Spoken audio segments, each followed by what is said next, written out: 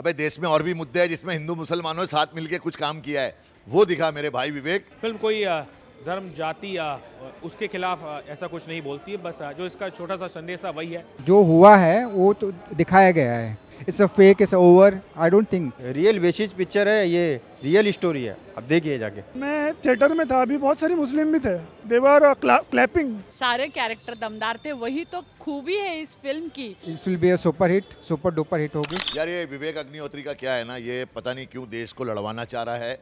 अबे देश में और भी मुद्दे हैं जिसमें हिंदू मुसलमानों ने साथ मिलके कुछ काम किया है, वो दिखा मेरे भाई विवेक। हिंदू मुसलमानों को अलग मत कर मेरे भाई, ऐसा बना जिससे जुड़े, बॉर्डर बना कुछ ऐसा। यार विरोध होना भी चाहिए क्योंकि उसका जो रिसर्च है वही रॉन्ग है। वो जो दिखाता है वो पूरा रॉन्ग दिखाता है पब्लिक को। अरे कौन से लोग हिंदू लड़कियों को ले जाके केरला से ले जाके वहाँ अफगानिस्तान में रख देते हैं, उन पर जुल्म करते हैं, उन पर टॉर्चर करते हैं। कौन करता है यार? ये क्या दिखा रहा है? अरे ये दिखा मेरे भाई कि एक हिंदू भाई ने एक मुसलमान बहन के लिए अपनी जान दे दी। ऐसे भी किस्से हो रहे। एक मुसलमान भाई ने अपना पूरा सब कुछ बेच के मराठा आंदोलन में उसने खाना खिलाया। ये दिखाओ भाई, क्या दिखा रहे हो? देश के लोग ऐसे ही जो आने वाले, अभी मेरा बेटा मुझसे पूछने लगा, पापा वी आर मुस्लिम। उसने कभी नहीं पूछा था। अरे मैं बोला वी आर इंडियन बेटा। Yes we are Muslim but we are Indian. अब ये शॉर्ट हो गया भाई, पहले थोड़ी ये सब था यार। बंगाल फाइल्स बहुत अच्छी लगी मुझे। इस अबाउट हिंदू मुस्लिम राइट्स 1947 में जो हुआ था पाकिस्तान के टाइम, उस फिल्म की कहानी है। उस दौर की कहानी है कि उस दौर में क्या हुआ था, किस तरह से मुसलमान हिंदू लोग को मार रहे थे, वो सब दिखाया गया है इसमें। ऐसा पंजाब में भी हुआ था, इस बंगाल में भी हुआ था, पंजाब में भी हुआ था। तो पंजाब के बारे में हमें तो पता था, आज हमको पहली बार वहाँ पर बंगाल में भी ऐसा हुआ है। जो हुआ है वो तो दिखाया गया है।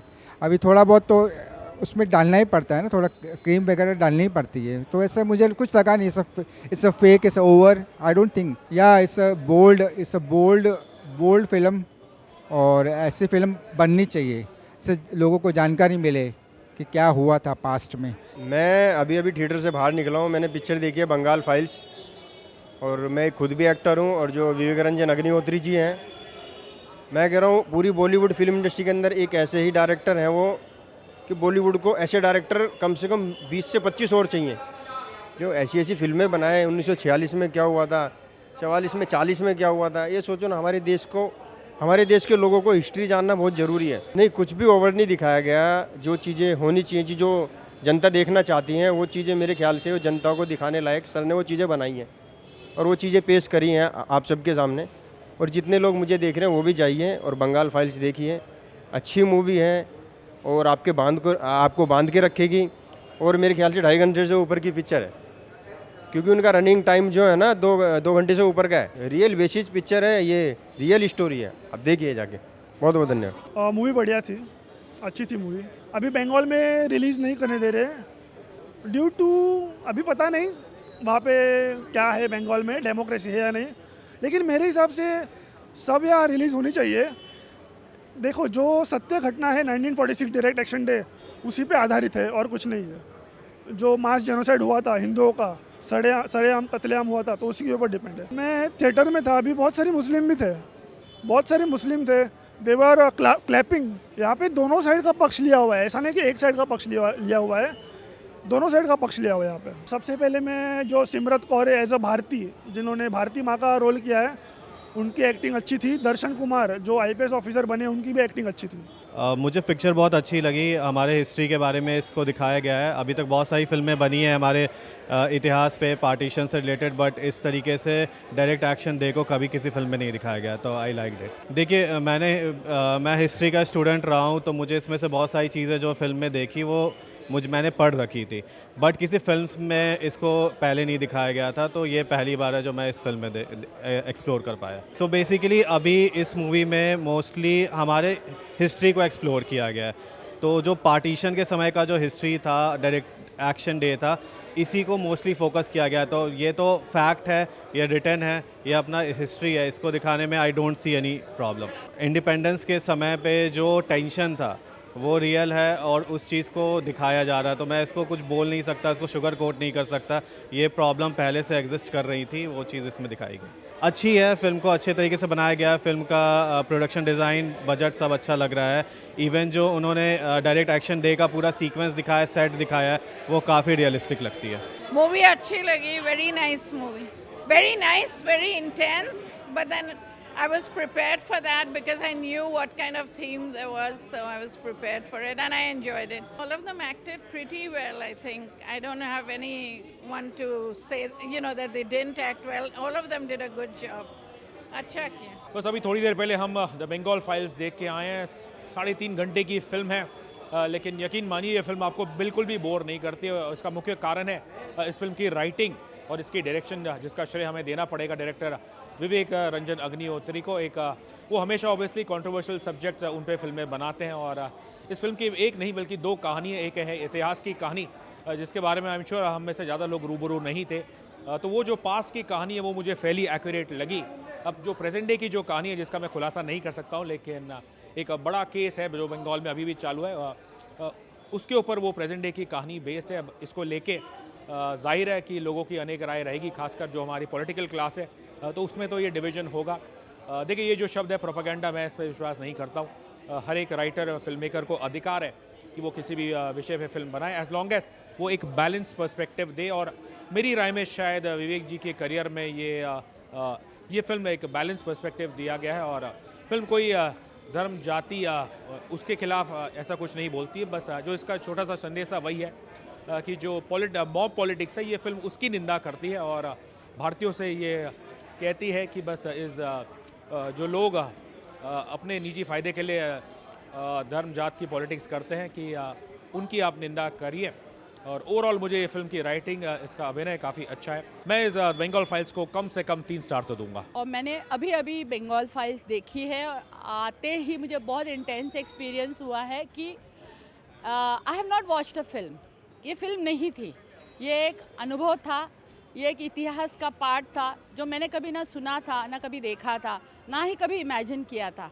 तो मेरे लिए एक एक्सपीरियंस था जहाँ पे एक नई फाइल खुली है और मैं चाहूँगी कि विवेक जी इसके आगे भी और भी कुछ फाइल्स खोलेंगे, so that we can feel some very genuine research in the film, fantastic performances, amazing set designing and I would say experience to the audience कि एक क्या होता है, इंटेंसिटी क्या होती है, वो मैंने एक्सपीरियंस करी। फिल्म का मैसेज ही यही है कि पार्टीशन जो है वो 1947 से जो शुरू हुआ वो आज तक चल रहा है। तो अगर आप बोलेंगे कि इस फिल्म की वजह से कुछ हो रहा है, तो वो फिल्म की वजह से नहीं हो रहा है, ये रिमाइंडर की वजह से हो रहा है कि भाई ऐसे होना नहीं चाहिए, कम्युनल राइट्स होने नहीं चाहिए। यही तो फिल्म में बताया गया है कि वो 47 में जब हुआ उसको भूल क्यों नहीं जाते लोग, उसको भूलिए अभी, लुक अहेड। सारे कैरेक्टर दमदार थे, वही तो खूबी है इस फिल्म की कि सारे कैरेक्टर इतने पावरफुल कैसे हो सकते हैं। सिर्फ एक इंसान की वजह से हो सकते हैं, डायरेक्टर की वजह से, विवेक अग्निहोत्री की वजह से, जहाँ पर उन्होंने मिथुन चक्रवर्ती को इतना सा छोटा रोल दिया है लेकिन कितना पावरफुल रोल दिया है जो हमें अपनी पावर की याद दिलाता है।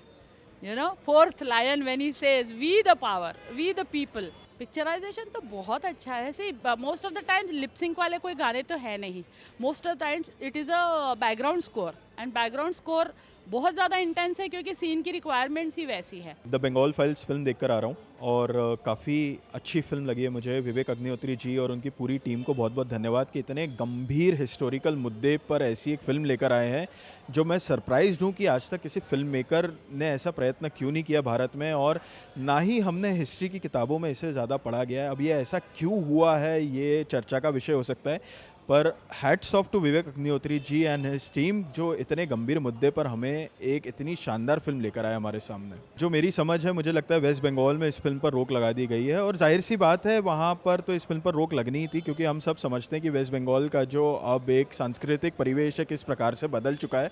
एंड मुझे ऐसा भी लगता है कि अगर आज आप वेस्ट बंगाल में फिल्म को बैन कर रहे हैं तो कहीं ना कहीं ये आपको ही आपकी हिपोक्रेसी को दर्शा रहा है ये पूरे देश के सामने, क्योंकि वेस्ट बंगाल अपने आप को आर्ट, कल्चर, लिबरल एटीट्यूड और सोच का बिल्कुल मार्गदर्शक बताता है, बट अगर वहीं पर एक ऐसे आर्ट एंड कल्चर वाली फिल्म को रोक दिया जाएगा तो इससे वेस्ट बंगाल का ही नुकसान होने वाला है और आने वाले टाइम में तो लोग इसे OTT या कहीं ना कहीं से तो देख ही लेंगे।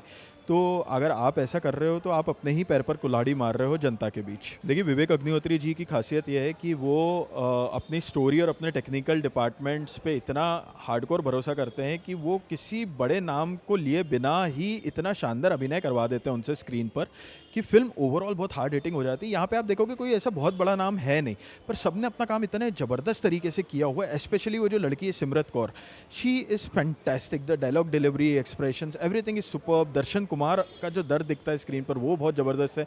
मिथुन चक्रवर्ती का बहुत छोटा सा काम है, उन्होंने अपना काम ज़बरदस्त किया है। Pallavi Joshi is a fantastic actor. सब ने अपना अपना काम छोटे छोटे टुकड़ों में इतना शानदार किया है कि आपको फिल्म पर कभी नहीं लगेगा कि किसी भी एक्टर ने वीक परफॉर्मेंस दिया है। फिल्म इसलिए जाइए देखने क्योंकि एक ऐसा महत्वपूर्ण हिस्ट्री का टुकड़ा है भारत का जो हमसे आज तक छुपा कर रखा गया है एक बहुत बड़े पैमाने पर। वो क्यों छुपा कर रखा गया है ये सवाल फिर आप अपने आप से भी पूछिएगा और जो हिस्ट्री की किताबें जिन्होंने लिखी है उनसे भी पूछिएगा। और उस जो छुपाने के कारण जो आज पश्चिम बंगाल की हालत है वो कहाँ से जुड़ी हुई है, और जो हम आज के हालात हमने कुछ संदेश खाली देखा, मुर्शिदाबाद देखा है, वो कहीं ना कहीं से क्या जुड़े हुए हैं उस चीज़ से, ये सवाल आप अपने आप से भी करिएगा और लोगों से भी करिएगा और सरकार से भी करिएगा।